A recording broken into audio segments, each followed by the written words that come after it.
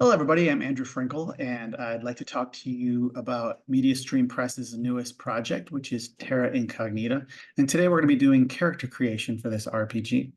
It's a setting with dinosaurs and barbarians and magic and technology all mashed together in a Hollow Earth setting.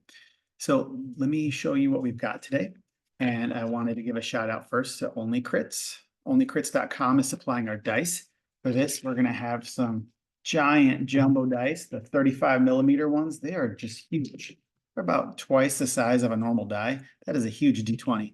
So they're extra fun to play with. That's going to be one of the Kickstarter add-ons that you can spring for.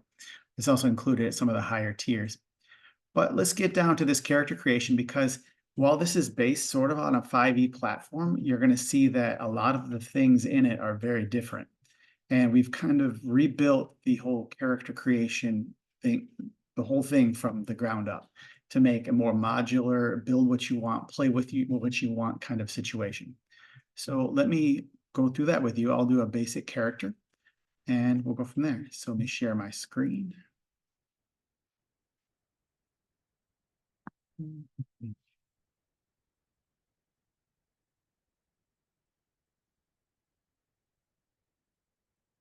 And I will share what it looks like when I'm working on the game. So this is like an internal view of the book, or kind of a part of the book for this case situation. It'll be about 600 pages spread across 3 different books. You're going to have a campaign guide, a setting guide, and a player guide to help you make your characters.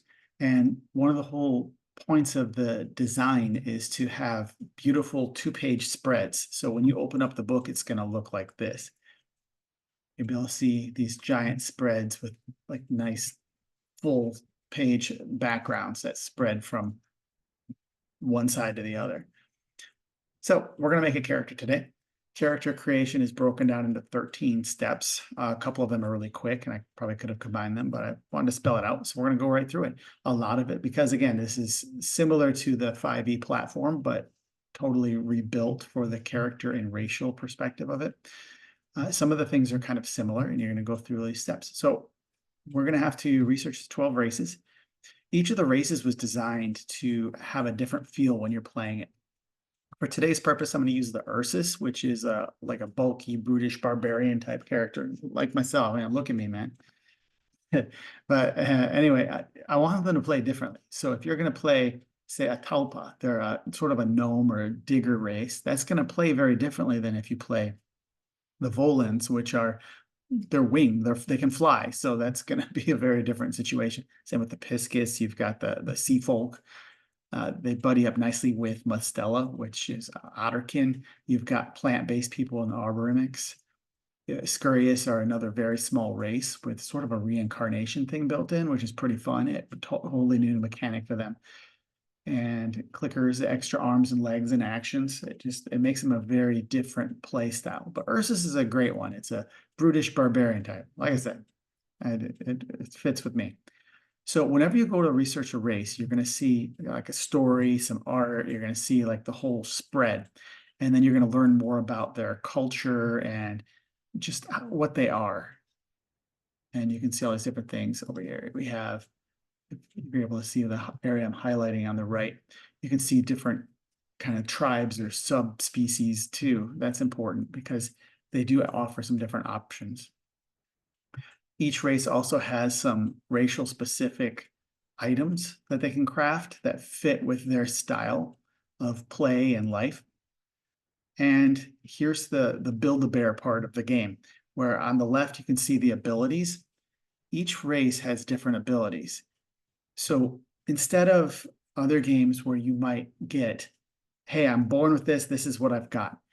In this case, we're looking at a building system for characters where a race has a lot of opportunities. So each of these 15 abilities is something you could grow into.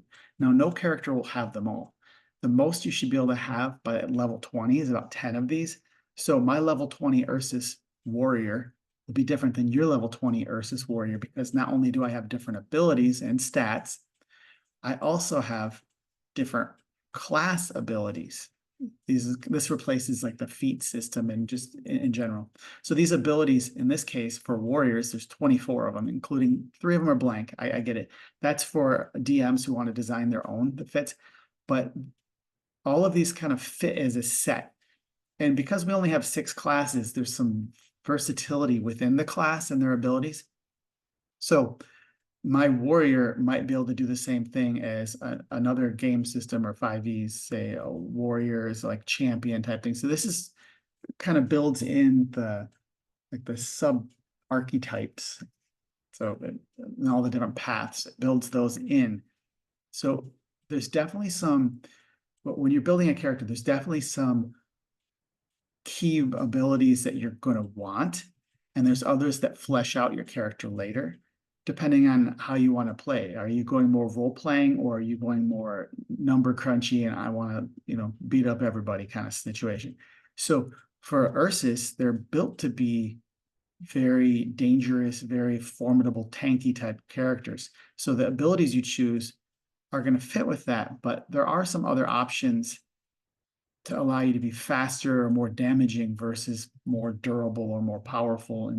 And so there's a lot of options built into the system. So let's go through and build this guy. So I'll show you the character sheet. So here's our character sheet. I've already populated it with a piece of art. The stats are all set at 10s. Fix this one. Just as like filler dummy. So I'm gonna name this guy, he needs a good growly name. So there we go. He is Ursus. He is a warrior. And actually you don't choose your class until level 2. So today's character, I'm gonna start at level 2 just to show you a little more of how things work. If I read more about the race, I can fill in some of this stuff too. He's male.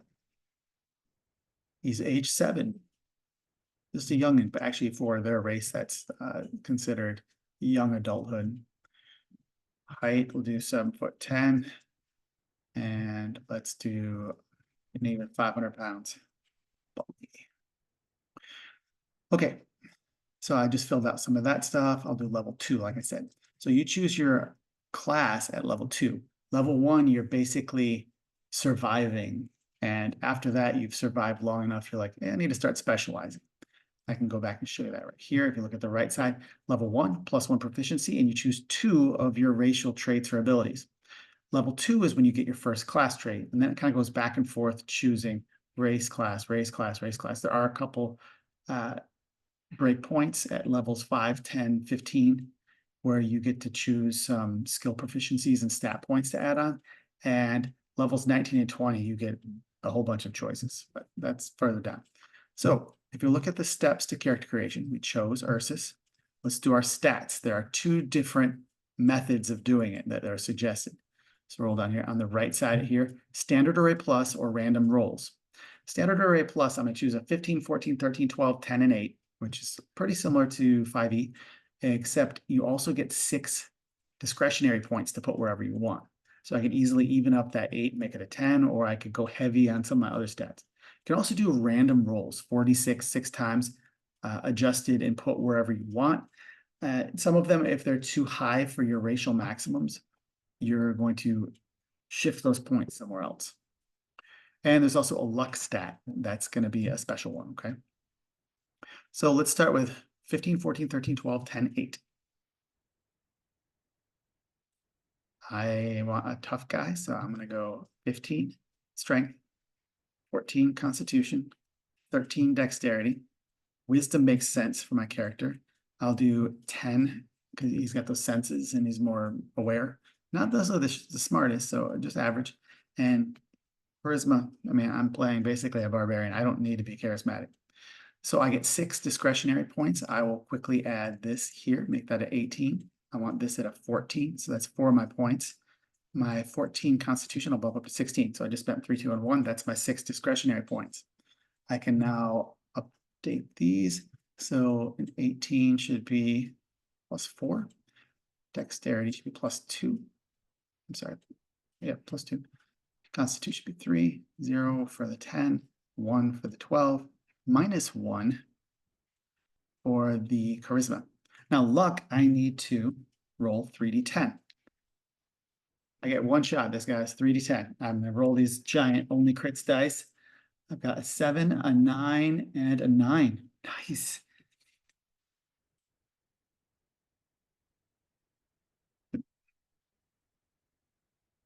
I have 25 luck, so I'm an immensely lucky dude. Let's see. I'll fix this in a second. Okay, now I have this done. I need to go back and refer to my steps. So I have done the modifiers and the stats. The modifiers are pretty standard. You can find them in here. You've got your ability modifiers based on your stat with a 2-point breakpoint. So at 12, 14, 16, 18 is when you get your +1, +2, +3, +4, etc. Okay, that's all done. Hit points. Now, hit points, this game is a little more brutal. So they have a lot of pluses and a lot of minuses. So it's important that you survive level 1. So every race, if you look in the middle here, every race gets 2 starting hit dice, but they're not created equal. So we do not have races getting, or we do not have classes getting different hit points, but rather races getting different hit points. So they start with basically double dice. As a DM, I like to give full hit points for the first round, or the first level rather, and then afterward you can roll whatever. So I would start with the 24, the 2d12. Now the Ursus are supposed to be more durable. They sacrifice some other things, speed, the different senses, climbing ability. So they're not the most invincible race, despite how many hit points they might have. There's definitely others that can take them down. It's been developed to have a very different playing style for each race. Then, so I have the 24, and then I'm also going to roll a d12 because I'm level 2 now. Okay, 5. I had better rolls. All right. So, hit points. I have the 24 base plus 5, so that's 29. Plus, looking at me for right now, I have the Constitution bonus of 3 times level 2, right? Because I'm level 2. Should see still 1. That initiative looks like +2 for right now. You guys can see all this. I'm filling in the little bubbles here. Hit dice, I have 3 hit dice right now because I started with 2 and I got 1 for level 2. Armor class, the base as shown on that chart for an Ursus is armor class 11. So all of them go from 10 to 14. Again, different playing style and different benefits. So some of them play very different, and they're very martial races that pair well with martial classes to make some pretty nasty combos. Others are better at, see, like the scout, espionage, sneak attack type thing, which could pair well with a lot of things, like say like the hunter class. Or there are others that are smarter or more careful that could go good with, say, our more caster or utility-based classes, which are artisans, which are kind of like an engineer, like an engineer artificer.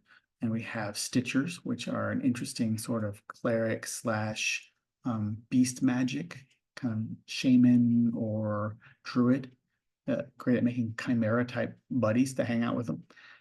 And we also have our mystics, which are our soul true magic class.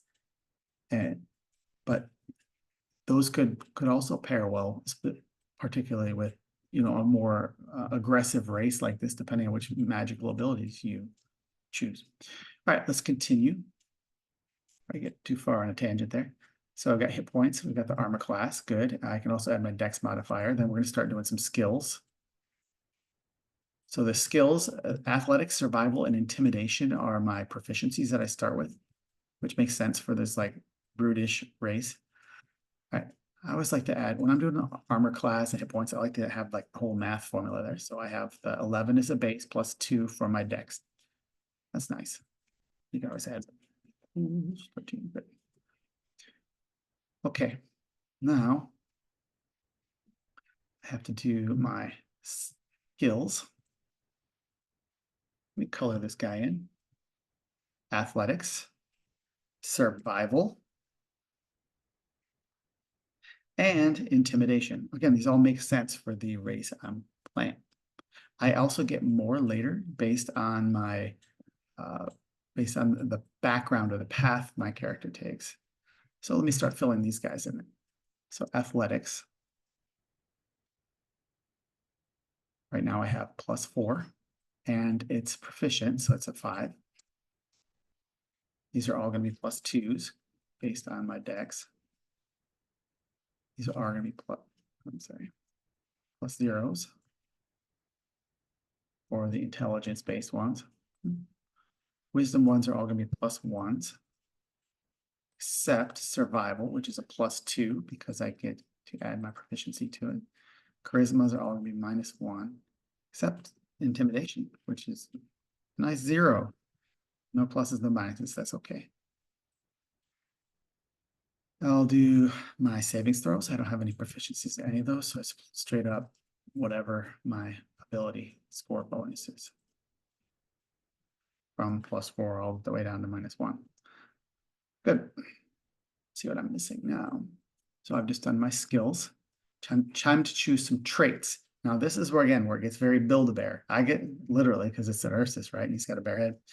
I have to choose what I want here. And again, depending on playing style, there's some really awesome ones in here that give me an extra upgrade to my my unarmed attacks, or I get resistances, and they have these little symbols to help you decide on the side. So you've got more like defensive abilities or more hit points and survivability things, some skill-based ones, some extra attacks. These I want to choose a few, for me at least, to aid with my survivability to start. After that, I think as I go up in levels, I could definitely see choosing some of those ability ones, like Deadly Maw, where I get to really upgrade my unarmed damage, or some knocking enemies prone. That's pretty good. Extra critical hit damage. I mean, that's some pretty nasty stuff. I could definitely see adding. But for right now, I'm going to choose Resilience, which adds extra hit points, doubles my Constitution hit point bonus per level, and gives me a healing burst of 2d10 hit points once per day every 5 levels. I'm also going to choose Ursine Power of +4 Strength and +3 Constitution. I'm adding to what I've already got that makes me immensely powerful and gives me more hit points. This is all about giving me some hit points. I want to survive the next couple of rounds. Then I'll figure out how to make myself even nastier. Like, I really love stuff like the Ursine Rage, 1 round of invulnerability when I'm reduced below 50%. And then gain 1 attack per round as a reaction when I'm below 50% HP. That's definitely good at lower levels, or if I'm at higher levels and I take some nasty hits from that reduce my hit points a lot. Some good stuff. Yeah, so adding bites and claws, and just so many good options there. All right, but let me start with some survivability stuff and add these two. So I'm adding resilience, so extra HP, and extra strength and constitution. So let me go adjust these. So this puts me up to 22, which should be, I believe, a +6. My constitution goes up to 19. Should be a +4. Definitely, as I level up, I can imagine myself giving my another 1 point to the Constitution just to hit that break point at 20. Just some numbers, right? Okay. And an extra 1d4 hit point per level. That's going to be great. So I'm going to start with, I still have the 29 hit points, but my Constitution bonus now, instead of being 3 per level, it's 4 per level. So that's +8. And I have a d4 and I'm level 2. So I'm going to roll these nice only crits dice. I got a 3 and a 1. So that's +4. Now I have 29 +8 +4. Great. That's a lot of hit points now. Shrink that down so I can fit the whole math equation on there. So 41 hit points. It's not bad for level 2, right? Okay. Double check that. So I have 29. My Constitution, which is 4 per level, so that's 8. And I just rolled 2d4 and got 4 more. Looking good, looking good. So that makes me extra damaging. Oh, I should update my skill over here. my skill over here now will be 7 athletics because my strength increased. Good. So there's little tweaks as you go through. All right. Now I am level 2. Warriors, just like the races, the classes and the races, they all get a bunch of options. Now, the warriors or any race or any class rather are going to have 24 options, including 3 blank ones for DMs to kind of fill in their own. Definitely some good stuff in here. I could see a lot of ones that actually had a lot with extra attacks or extra damage, and combining these with what I have already. There's definite ways where if you plan carefully, you can get 4, 5, 6 attacks and or reactions at higher levels. Just the amount of damage you're going to be able to hand out. I think the one that works best for me at this point is when it counts. So I choose roll a single attack this round out with advantage, and on hit I deal double damage. So that's like an auto crit, right? I mean, I'm rolling at an advantage and double damage, and it's got a recharge of 6, which isn't bad. But I could see leading off every single combat with, especially considering that I've got +6 on my strength, so I'm going to be doing some pretty nice damage, I think. Okay, so, and on this character sheet too, you can see there's racial abilities here, and there's class abilities here, and we also have limitations. So that's something I've got to choose next too. So I've just done my skills.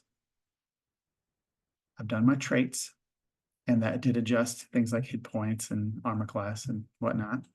Limitations. So each race has 6. Okay. You don't have to choose them all. You definitely can. It increases your role playing and there's so many positives to the game and for each race and class that there's no reason not to have some limitations that give you role playing opportunities and help your character from being too ridiculously overpowered. And you can still easily get overpowered for sure, but I think they definitely offer some role playing opportunities. So in the case of the Ursus, they can either be they have simple, gruff, and uninspired, which limit their intelligence, charisma, and wisdom. They also have a limitation on weapons with their brawler's limitation. Hot-blooded, vulnerable to cold damage. That's could work, I guess. I mean, they're a bear. They've got just the head with the fur, so they could still be vulnerable to cold. Maybe it's like a warm weather bear, or even like a polar bear. They want to hibernate after a while, right? I think it's too cold. And uncouth, disadvantage on charm and persuasion attempts. I'm going to take 4 of these just for the sake of role playing. Pre-fill them in. So brawler, I'm going to use rocks and simple club type weapons. Uncouth and limited charisma and intelligence. It's fine by me. I can play that. Now I need to go through and start filling out a few more little pieces. Okay, so I've done the limitations. Background. So this is a subspecies or tribe within my race. So if I go to the race page, they have playing an Ursus character, or playing a Clickers, or playing a Scurrius character. Each one has the race or kind of path or background. So I have the cave-based underground dwelling bears. I have the herbalist shamanistic bears, and I have the grizzlor. The grizzlor are the pretty heavy-duty, larger, more damaging type. So that makes sense to me. So I get +2 athletics and +1 intimidation.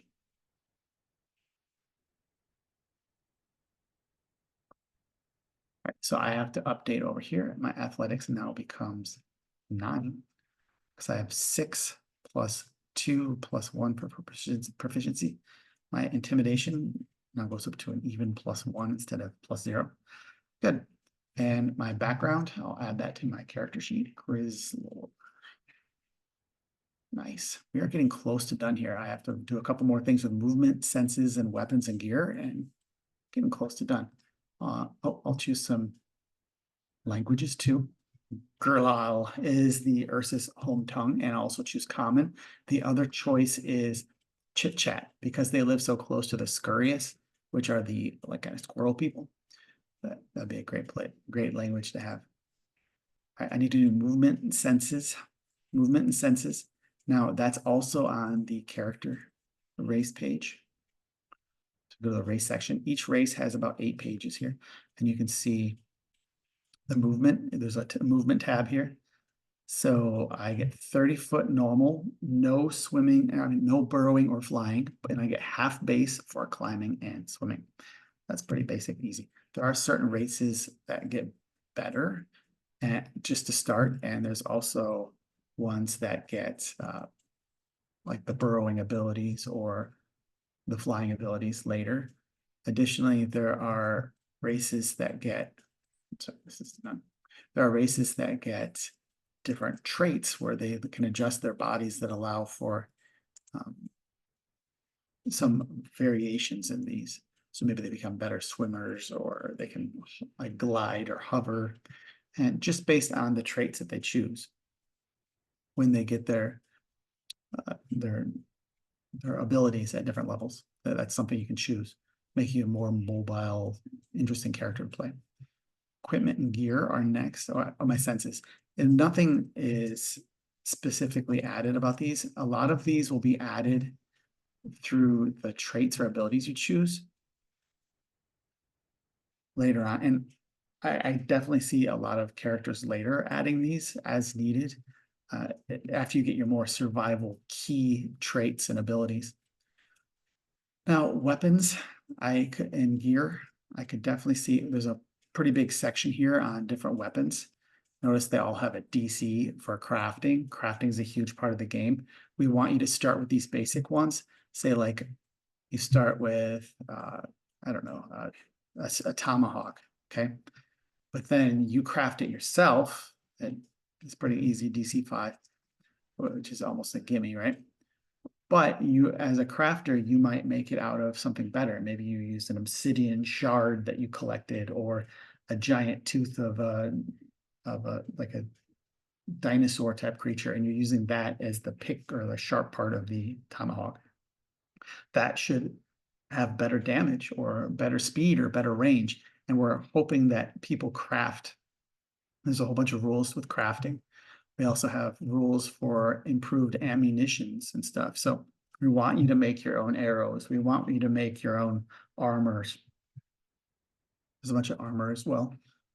Starting with armor, I could definitely see my guys starting with a battle harness, which is, you know, pretty traditional John Carter of Mars, just leather, or He-Man kind of leather set of like harnesses and stuff, loincloth, that kind of deal. It's only +1 AC.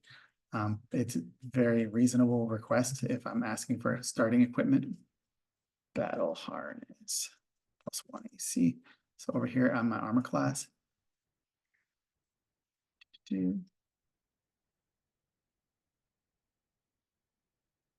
I have 11 base, +2 for dex, +1 on my armor.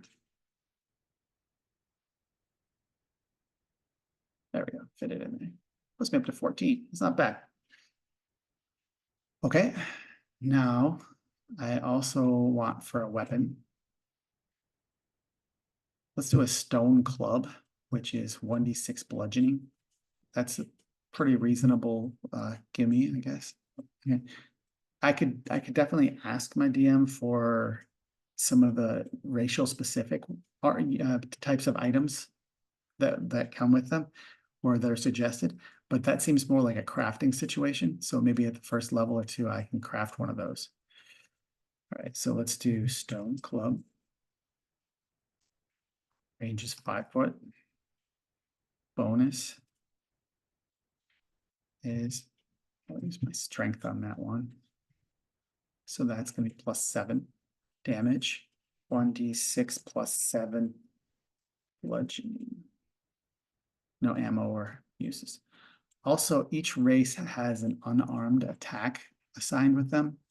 So for example, these guys, the Ursus, you can see right here in the racial info. So with the vitals, they're large, 7 to 9 feet, 500 to 750 pounds, D12 base AC. We also have 1d6 claws for slashing damage.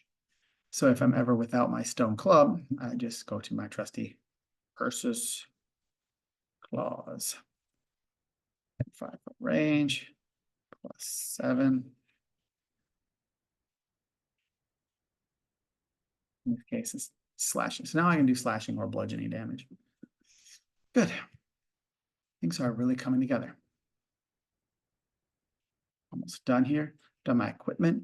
And number 13 was class, because remember, if you play through level 1 and you just survive fighting some beasts for a session or two, and eventually you get a chance to level up, and then you get to choose your class. So level 1, survival. Level 2, you choose your destiny, choose your path to become, choose a class, whether it's one of the 3 martial classes, which are your warriors, your hunters, or explorers. Explorers are almost like a utility class in some respects too, or the crafting and magical classes, which are mystics, your stitchers, and your artisans. So, and then you'd start choosing their abilities. So I have just created my character and I'm ready to go start playing in the world of Terra Incognita. I can fight lots of interesting creatures, over 100 creatures, almost 120 creatures. We have a full herbalism guide. We have deities. We have dangerous terrors and creatures that are haunting this world. We have a lot of role-playing opportunities here and a lot of gameplay options. So I really want to see what you guys are going to do with this. I'm hoping for your support in Kickstarter. We have a lot of good writers and creators that are helping out with this project, as we always do with MediaStream. So please check us out, support us on Kickstarter. Once we hit 200 pre-signups, we're launching. The books are very close to getting done, just editing and some cleanup and some add-on fun stuff and stretch goals. And I really want to see what we can do together with this. Like, the play tests have been great, and just keep watching out for the things that MediaStream is doing. And I'd love to see you guys out there playing our game. I'm going to shut this down now, and thank you for watching. Hope you enjoyed this character creation. Bye, guys.